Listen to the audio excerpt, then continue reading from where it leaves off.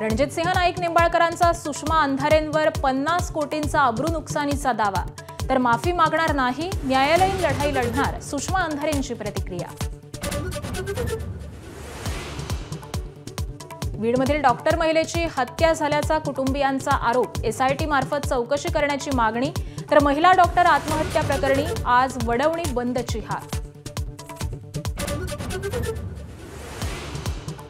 पुण्यातल्या जैन बोर्डिंगचा व्यवहार अखेर गोखले बिल्डरकडून रद्द, गोखले बिल्डरचे 230 कोटी रुपये बुडणार का?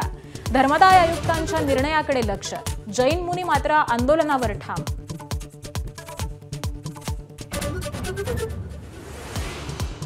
आता राज्यात ट्रिपल इंजिन सरकार हवं, पालिका निवडणुकीच्या पार्श्वभूमीवर मुंबईत अमित शहांचं वक्तव्य, तर निर्धार मेळाव्यातून उद्धव ठाकरेंकडून अमित शहांचा अॅनाकोंडा असा उल्लेख.